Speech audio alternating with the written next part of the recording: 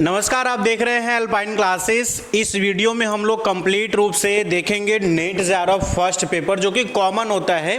चाहे आप एमए का नेट जेआरएफ देने जा रहे हैं, चाहे एमकॉम का देने जा रहे हैं या मैनेजमेंट का देने जा रहे हैं, सभी के लिए आपका एक कॉमन पेपर होता है फर्स्ट पेपर नेट जेआरएफ का, जो कि आपका होता है general paper on teaching and research aptitude. अब इसमें जो 10 सेक्शन होते हैं, 10 सेक्शन में कौन कौन से टॉपिक होता है उसके बारे में हम ब्रीफ इंट्रोडक्शन देंगे, और उसके बाद एक एक टॉपिक का अलग अलग से आपको वीडियो मिलता जाएगा और कोर्स में भी आपको ये सारी चीज़ें पढ़ाई जाएगी। ठीक है, चलिए पहला यूनिट नंबर 1 है आपका है टीचिंग एप्टीट्यूड। टीचिंग एप्टीट्यूड आपको इसलिए इसमें पढ़ाया जाता है और इससे रिलेटेड क्वेश्चन इसलिए पूछा जाता है कि कल के डेट में आप रिसर्च करने जाओगे, उसके बाद रिसर्च करने के बाद टीच करोगे, तो आपके पास ऐसा कौन कौन सा नॉलेज, किस तरीके से बच्चों को मैनेज करना होता है, कौन से टेक्निक्स होते हैं, कौन से मेथड्स होते हैं, उनके बारे में नॉलेज होना आपको कंपल्सरी पता होना चाहिए। ठीक है, अब देखिए इसमें बता क्या रहा है, teaching concept objective level of the teaching, है ना, किस तरीके का कौन कौन से लेवल टीचिंग के हैं, जैसे memory based, understanding and reflective based. Characteristics and basic requirement, कौन कौन से बेसिक रिक्वायरमेंट होता है टीचिंग के लिए, इसके बारे में आपको जानना जरूरी है। लर्नर का कुछ जो कैरेक्टरिस्टिक्स होते हैं, क्या होना चाहिए, एक लर्नर के अंदर क्या क्वालिटी होना चाहिए। Characteristics of the adolescent and adult learning, academic, social, emotional and cognitive, है ना। मतलब आपके पास जब आप बच्चों को पढ़ाते हैं या फिर जब भी आप टीचिंग के एरिया में आते हैं, तो बस आपको बुकीज नॉलेज नहीं देना होता है, उसके साथ साथ आपको सोसाइटी, एकेडमी के साथ साथ और बहुत सारे इमोशनल नॉलेज, है ना, रियल एक्सपीरियंस नॉलेज आपको प्रोवाइड करना होता है। नेक्स्ट आपका individual differences, factors affecting teaching, ऐसे कौन कौन से फैक्टर हैं जब हम टीचिंग कराएंगे तो उसको अफेक्ट करेंगे, मतलब टीचिंग कराते समय ऐसे कौन कौन से पॉइंट होंगे जिनको हमको कंसीडर करना पड़ेगा कि अगर हम उससे अवेयर नहीं होंगे तो हमारी टीचिंग स्किल, हमारे जो पढ़ाने का तरीका होगा, हमसे जो नॉलेज गेन करने वाले होंगे, बहुत ज़्यादा इफेक्टिव नहीं हो पाएगा। बता रहा है कि टीचर, अब कौन कौन से, पहले तो teachers, learners, support material, instruction facility, learning environment and institution. कहने मतलब है पहले तो एक ऑर्गेनाइजेशन होगा और एक टीचर होने चाहिए, लर्नर होने चाहिए, और लर्नर के साथ साथ सपोर्ट फैसिलिटी होना चाहिए जिसके बेसिस पे आप टीचिंग कराओगे। जैसे अगर आप स्कूल, कॉलेज, जहाँ पे आप टीचिंग कराओगे, है ना, बोर्ड, डिजिटल बोर्ड क्या है ना, वहाँ का मैनेजमेंट सिस्टम कैसा है, ये सारी चीज़ें वहाँ पे कंसीडर की जाती है, ये अफेक्ट करते हैं। ठीक है, तो इससे रिलेटेड क्वेश्चन आपका नेट जेआरएफ में आता है। एक थोड़ा सा क्रिटिकल माइंड से हमेशा ध्यान रखिएगा, student welfare point of view से जब भी आप टीचिंग एप्टीट्यूड का क्वेश्चन सॉल्व करोगे, हमेशा आपके माइंड में होना चाहिए कि स्टूडेंट के वेलफेयर के पॉइंट ऑफ व्यू से, ये नहीं कि आप पीटने लगोगे, करोगे, ऐसा क्वेश्चन आ गया। हमेशा ध्यान रखना है कि स्टूडेंट को किस तरीके से इंप्रूवमेंट किया जा सकता है, उसके अंदर कैसे स्किल डेवलपमेंट की जा सकती है, हमेशा इस पॉइंट के हिसाब से आंसर दोगे तो आपका हमेशा आंसर सही रहेगा। ठीक है ना। अब आगे बता रहा है कि मेथड ऑफ टीचिंग, है ना, ऐसे कौन कौन से मेथड्स हैं टीचिंग के। Method of teaching in institution of the higher learning. अब हम लोग जब भी बात करेंगे हायर लर्निंग की बात करेंगे, हायर एजुकेशन की बात करेंगे, मतलब आफ्टर 12th आप टीचिंग कराओगे उससे रिलेटेड, क्योंकि जब नेट जेआरएफ आप कर लोगे तो हमेशा आपको कॉलेज, है, यूनिवर्सिटी में ही जाने को मिलेगा। तो teacher centred and learner centre method, है ना। टीचर सेंटर मतलब ये होता है कि आप टीचिंग कराओगे और बस आप बोलोगे, लेक्चर प्रोवाइड करोगे, बच्चा सुनेगा और कॉपी करेगा या फिर जो भी सुन के वो चला जाएगा। स्टूडेंट सेंटर का मतलब ये हो जाएगा, लर्नर सेंटर का मतलब ये हो जाएगा कि दोनों टीचर और स्टूडेंट दोनों का वार्तालाप होगा, उसमें क्वेश्चंस करेंगे, क्रिएटिविटी लाएंगे, उससे बेचे। उसके बाद है आपका ऑफलाइन वर्सेस ऑनलाइन, है ना। ऑफलाइन टीचिंग इफेक्टिव है कि ऑनलाइन टीचिंग इफेक्टिव है। अब ऑफलाइन में क्या है कि आपकी बहुत सारी चीज़ें जो तुरंत क्वेरीज होगा, है ना, और रियल एग्जाम्पल के जरिए समझाया जा सकता है। ऑनलाइन टीचिंग में क्या है कि अगर आप लाइव क्लासेस में हैं तो जो लर्नर है अगर वो इफेक्टिव वे में, सही वे में पढ़ना चाहता है तो ठीक है, अदरवाइज आप उसे देख नहीं पा रहे हो, क्योंकि ऑफलाइन का जो तरीका होता है वो अलग सिस्टम होता है, ऑनलाइन का तरीका अलग सिस्टम होता है। बट हाँ, अगर आपको टाइम कंज्यूमिंग, टाइम बचाना है तो ऑनलाइन बेटर माना जाता है। तो ये सारी चीज़ें आपको उसमें सिखाई जाएगी। फिर जो स्वयं पोर्टल है, स्वयं प्रभा और मुक पोर्टल जो है कि बहुत सारे ऑनलाइन सिस्टम प्रोवाइड करते हैं, जिस तरीके से गवर्नमेंटेड है जहाँ पे आपको सर्टिफिकेट भी प्रोवाइड किया जाता है। Teaching support system, teaching support system में आपको क्या पढ़ना है, traditional, modern and ICT based, है ना। मतलब जो हमारा ट्रेडिशनल मॉडल था और उसके बाद मॉडर्न मॉडल जो है, और आईसीटी मतलब जो कंप्यूटर बेस्ड, जैसे हम आपको जो टीचिंग प्रोवाइड कर रहे हैं आईसीटी के जरिए प्रोवाइड कर रहे हैं, ठीक है ना। इवैल्यूएशन सिस्टम, अब उसके बाद इवैल्यूएशन सिस्टम, आपको इवैल्यूएशन सिस्टम में क्या क्या पॉइंट ध्यान रखना होता है कि जब आप कॉपी चेकिंग करेंगे, है ना, वाइवा लेंगे, ये सारी चीज़ें, उसमें कौन कौन से पॉइंट को कंसीडर करना होता है। Element and the types of the evaluation, कितने टाइप्स के इवैल्यूएशन होंगे, है ना, कितने तरीके से हम लोग इवैल्यूएशन कर सकते हैं, इनके बारे में आपको स्टडी करना है। इवैल्यूएशन इन चॉइस बेस्ड क्रेडिट सिस्टम, है ना, चॉइस बेस्ड क्रेडिट सिस्टम क्या होता है, उसको किस तरीके से हम लोग इवैल्यूएट करते हैं। कंप्यूटर बेस्ड टेस्टिंग, है ना, अब ऑनलाइन जिसको हम लोग सीबीटी बोलते हैं, कंप्यूटर बेस्ड टेस्टिंग, ऑनलाइन जो टेस्ट लेते हैं वो क्या होता है, किस तरीके से कंडक्ट करा जाता है, उसके क्या बेनिफिट होते हैं, उसके क्या नुकसान होते हैं। इनोवेशन एंड इवैल्यूएशन सिस्टम, है ना, और जो क्रिएटिविटी, इनोवेशन आज के समय में बहुत ज़्यादा आ गया है टीचिंग में, तो इनसे रिलेटेड भी क्वेश्चन आपके एग्जाम में पूछे जाते हैं। ये टोटल यूनिट 1 था। यूनिट 2 आपका है रिसर्च एप्टीट्यूड। रिसर्च एप्टीट्यूड में आपका स्टैटिस्टिक्स का पार्ट आता है, जिसमें प्राइमरी सेकेंडरी डेटा सारा चीज़ें क्या है कि जब आप रिसर्च करने जाओगे तो कौन कौन से पॉइंट को आपको कंसीडर करना पड़ेगा, रिसर्च का क्या प्रोसेस होगा, क्या स्टेप होगा, ये सारी चीज़ें आपको इसमें सीखने को मिलता है और इससे रिलेटेड एग्जाम में क्वेश्चन आते हैं, ठीक है ना। तो रिसर्च एप्टीट्यूड करने मतलब है कि टीचिंग एप्टीट्यूड में क्या आपको माइंड रखना था, हमेशा student welfare point. Research aptitude में आपको क्या ध्यान रखना होगा कि जब हम रिसर्च करने जाएंगे तो डेटा की जो एक्यूरेसी होगी वो कैसा होना चाहिए, वो उसके लिए कितना बेटर डेटा हम एक्यूरेसी ला सकते हैं, इसको पॉइंट को कंसीडर करते हुए आप इस चीज़ को पढ़ोगे। तो रिसर्च का मीनिंग क्या होता है, रिसर्च के कितने टाइप्स होते हैं, रिसर्च के फीचर्स, कैरेक्टरिस्टिक क्या होते हैं, positivism and post positivistic approach क्या होते हैं रिसर्च में, है ना, रिसर्च के जो अप्रोचेज हैं इन दोनों के बीच में क्या डिफरेंसेस हैं, इन दोनों का क्या क्या अपना तरीका, किस तरीके से रिसर्च होता था। मेथड ऑफ रिसर्च, रिसर्च के कितने मेथड है, जैसे एक्सपेरिमेंटल हो गया, डिस्क्रिप्टिव हो गया, है ना, हिस्टोरिकल हो गया और क्वालिटेटिव हो गया, है कि नहीं। एक्सपेरिमेंटल रिसर्च का मतलब होता है कि हम ऑब्जर्वेशन डेटा को करते हैं, उसके बेसिस पे हम उसके सारे पॉइंट को कंसीडर करते हुए लिखते हैं, ठीक है। डिस्क्रिप्टिव में डिटेल एनालिसिस करते हैं इस तरीके से, हिस्टोरिकल मतलब जो बैकग्राउंड हिस्टोरिकल डेटा उसके बेसिस पे करते हैं। And quantitative methods, step of research, आपका रिसर्च के कौन कौन से स्टेप हैं, है ना, किस तरीके से रिसर्च का आपको करना होता है, उस कौन सा स्टेप होता है, स्टार्टिंग पॉइंट क्या होता है, मिडल पॉइंट क्या होता है और लास्ट क्या होता है, ये सारी चीज़ें इसमें आपको देखने को मिलेगा। आगे जब आप पढ़ोगे तो थीसिस राइटिंग और आर्टिकल राइटिंग किस तरीके से, थीसिस लिखते समय कौन कौन से, बिब्लियोग्राफी क्या होता है, रेफरेंसेस कैसे देना होता है ना, प्रोलॉग कैसे लिखा जाता है, इन सब के बारे में आपको इसमें सिखाया जाएगा। उसके बाद आर्टिकल अगर राइटिंग करते हो, जैसे आप पेपर में देखते हो कि बहुत सारे आर्टिकल आते हैं, आर्टिकल मतलब क्या होता है कि आप किसी टॉपिक पे अपना एक ओपिनियन देते हो 2-4 पेज का, उसको हम लोग जनरली आर्टिकल बोलते हैं। अब ये आर्टिकल डिटेल में क्या होता है, किस तरीके से होता है, कौन कौन से कैसे स्टार्टिंग किया जाता है, कैसे एंडिंग किया जाता है, ये आपको समझाया जाता है। Format in style of referencing, application of ICT, research के सेक्टर में कंप्यूटर का, आईसीटी का क्या यूज है, किस तरीके से इंप्रूवमेंट किया गया है, किस तरीके से उसका आगे भी यूज होने वाला है, इन सब के बारे में डिटेल यहाँ पे समझाया जाता है।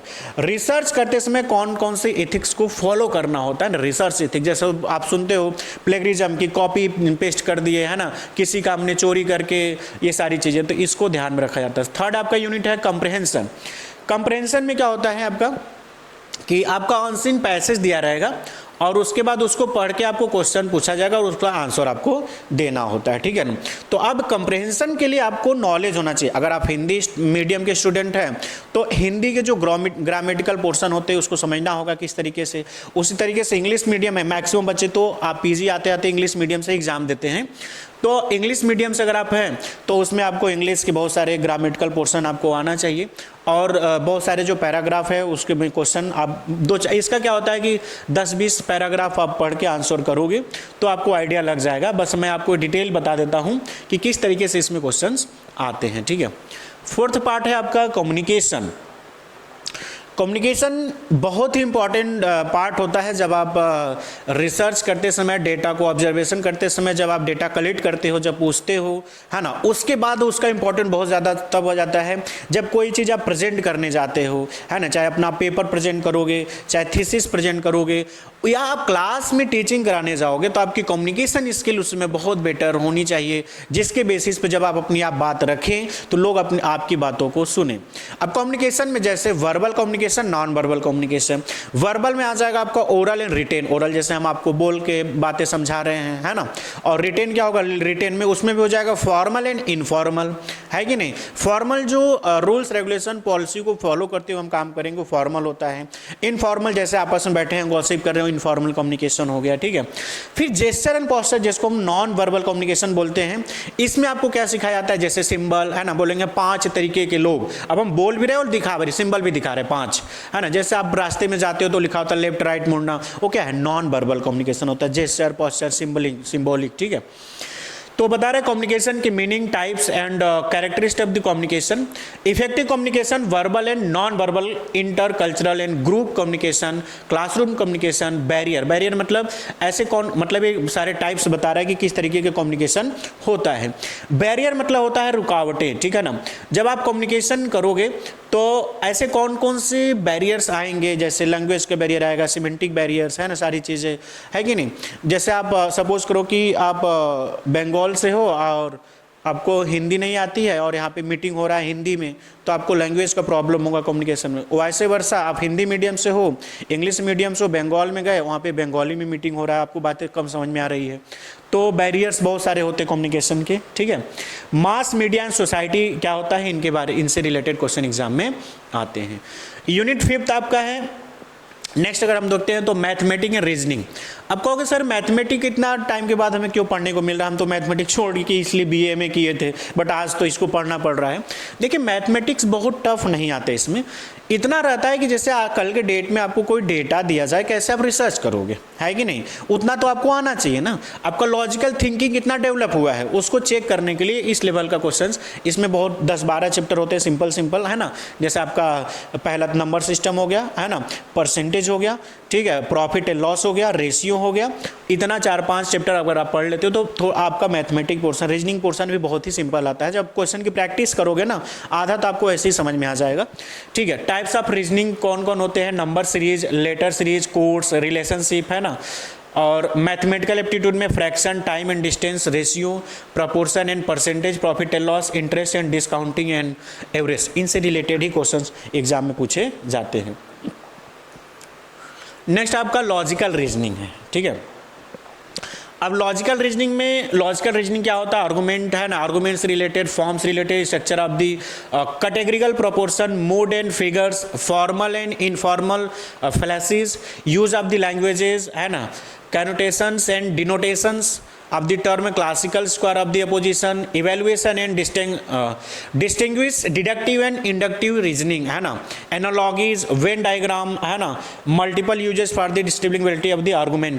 मतलब जो लॉजिकल रीजनिंग होते हैं जिसमें आपको कुछ लॉजिक के जरिए क्वेश्चंस पूछे जाते हैं कि आपको वहाँ पे फिर आंसर करना होता है कि इसका क्या, किस तरीके से हमको आंसर करना चाहता है। कहने का मतलब कि रीजनिंग और मैथमेटिकल एप्टीट्यूड पढ़ाने का मेन मकसद यह है कि आपका थोड़ा सा क्रिटिकल थिंकिंग डेवलप हो, है ना। ये सारी चीज़ें जिससे कि कल के डेट में आपको रिसर्च के आर्टिकल लिखते समय, पेपर लिखते समय आपको बहुत सारे पॉइंट को ध्यान में रखना हो, इस वजह से लॉजिकल रीजनिंग आपके सिलेबस में डाला गया और इससे रिलेटेड क्वेश्चन एग्जाम में आते हैं, ठीक है ना।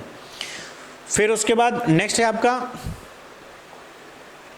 Indian logic means of the knowledge permanence, है ना। प्रत्यक्ष जिसको हम लोग परसेप्शन बोलते हैं, अनुमाना मतलब इन्फ्रेंस, उपमाना मतलब कंपेरिजन, शब्द वर्बल टेस्टिमोनी, है ना, अर्थपत्ति जिसको बोलते हैं इम्प्लीमेंटेशन, एंड अनुपलब्धि मतलब जिसको बोलते हैं non apprehensions, structure and kind of the anumana, inference, है ना, व्याप्ति एंड हेटोभासिस, है ना। इससे रिलेटेड बहुत सारे क्वेश्चंस आपके एग्जाम में पूछे जाते हैं, ठीक है। अब ये जो इंडियन लॉजिक के हिसाब से क्वेश्चन है।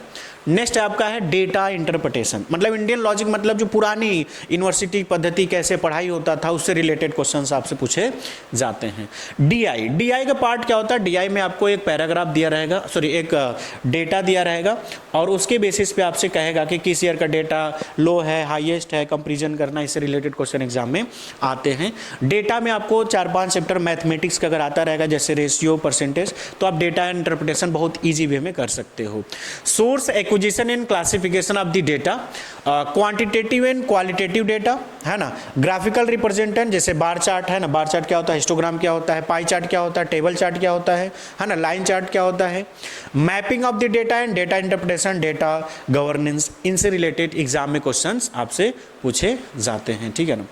नेक्स्ट टॉपिक आपका आता है आईसीटी, जिसको बोलते हैं हम लोग इंफॉर्मेशन एंड कम्युनिकेशन टेक्नोलॉजी, जहाँ पे सिंपल सी बात है कंप्यूटर बेस्ड, कंप्यूटर से रिलेटेड, है ना, इंटरनेट से रिलेटेड, मेमोरी से रिलेटेड क्वेश्चन इसमें पूछे जाते हैं।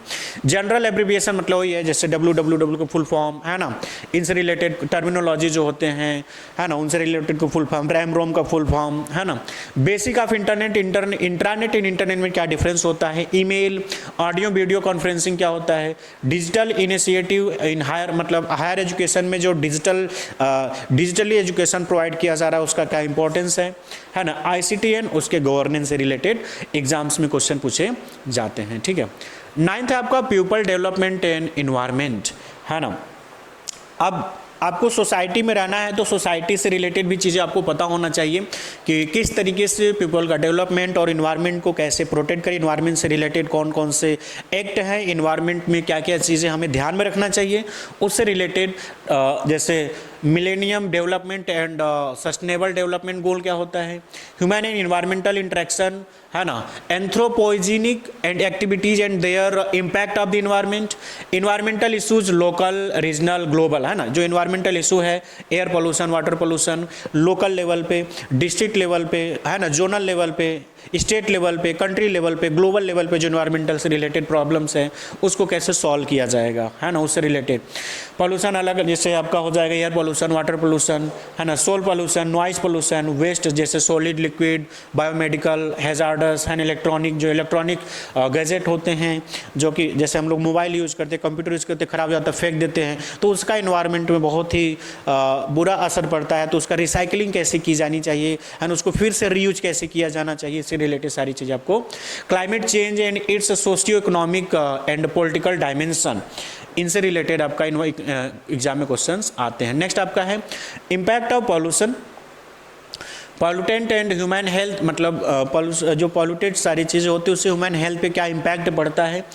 Natural energy and resource, solar, wind, soil and hydro, geothermal, इसकी वजह से क्या इन्वायरमेंट में इम्पैक्ट होता है ना। Biomass, nuclear and forest, natural hazards and disaster, जो नेचुरली जो होते हैं जैसे अर्थक्वेक वगैरह आते हैं, जो हैजार्डस होते हैं, है ना, उसके लिए क्या क्या स्ट्रेटजी आपको पहले से अपनाना चाहिए।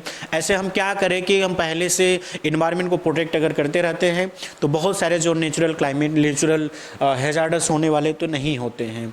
इन्वायरमेंटल प्रोटेक्शन एक्ट 1986 किससे related, national action plan in climate change, है ना, इंटरनेशनल एग्रीमेंट और मॉन्ट्रियल प्रोटोकॉल, रियो समिट, है ना। मतलब इन्वायरमेंटल एक्ट जो 1986 में बनाया गया, है ना, कि ऐसे क्या क्या हमें चीज़ें करना चाहिए जो कि इन्वायरमेंट को हम प्रोटेक्ट कर सकें, है ना। ऐसा हम चीज़ें ना करें जैसे इन्वायरमेंट बहुत ज़्यादा पॉल्यूटेड हो, है कि नहीं।